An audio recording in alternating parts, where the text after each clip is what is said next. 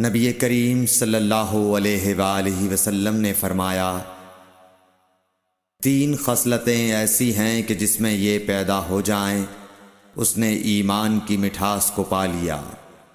اول یہ کہ اللہ اور اس کا رسول اس کے نزدیک سب سے زیادہ محبوب بن جائیں۔ دوسرے یہ کہ وہ کسی انسان سے محض اللہ کی رضا کے لیے محبت رکھے۔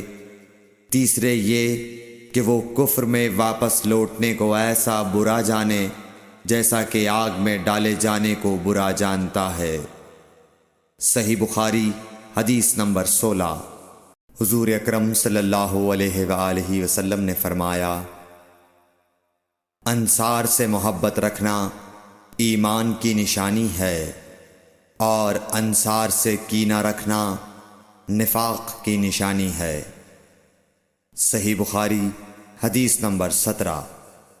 رسول اللہ صلی اللہ علیہ وسلم نے اس وقت جب آپ کے گرد صحابہ کی ایک جماعت بیٹھی ہوئی تھی فرمایا کہ مجھ سے بیعت کرو اس بات پر کہ اللہ کے ساتھ کسی کو شریک نہ کرو گے، چوری نہ کرو گے، زنا نہ کرو گے، اپنی اولاد کو قتل نہ کرو گے اور ناعمدن کسی پر کوئی ناحق بہتان باندھو گے، اور کسی بھی اچھی بات میں اللہ کی نافرمانی نہ کرو گے۔ جو کوئی تم میں اس عہد کو پورا کرے گا تو اس کا ثواب اللہ کے ذمے ہے، اور جو کوئی ان بری باتوں میں سے کسی کا ارتکاب کرے اور اسے دنیا میں اسلامی قانون کے تحت سزا دے دی گئی تو یہ سزا اس کے گناہوں کے لیے بدلہ ہو جائے گی، اور جو کوئی ان میں سے کسی بات میں مبتلا ہو گیا اور اللہ نے اس کے گناہ کو چھپا لیا تو پھر اس کا معاملہ اللہ کے حوالے ہے، اگر چاہے معاف کرے اور اگر چاہے سزا دے دے۔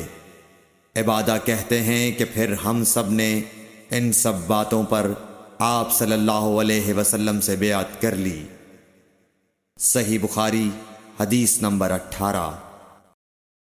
رسول اللہ صلی اللہ علیہ وسلم نے فرمایا، وہ وقت قریب ہے جب مسلمان کا سب سے عمدہ مال اس کی بکریاں ہوں گی، جن کے پیچھے وہ پہاڑوں کی چوٹیوں اور برساتی وادیوں میں اپنے دین کو بچانے کے لیے بھاگ جائے گا۔ صحیح بخاری حدیث نمبر 19۔ رسول اللہ صلی اللہ علیہ وسلم کسی کام کا حکم دیتے تو وہ ایسا ہی کام ہوتا جس کے کرنے کی لوگوں میں طاقت ہوتی۔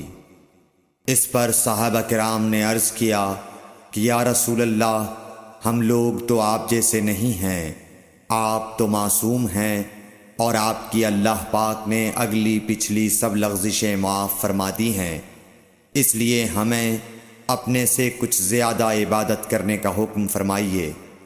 یہ سن کر آپ ناراض ہوئے، حتیٰ کہ خفگی آپ کے چہرہ مبارک سے ظاہر ہونے لگی۔ پھر فرمایا کہ بے شک میں تم سب سے زیادہ اللہ سے ڈرتا ہوں اور تم سب سے زیادہ اسے جانتا ہوں، پس تم مجھ سے بڑھ کر عبادت نہیں کر سکتے۔ صحیح بخاری حدیث نمبر 20۔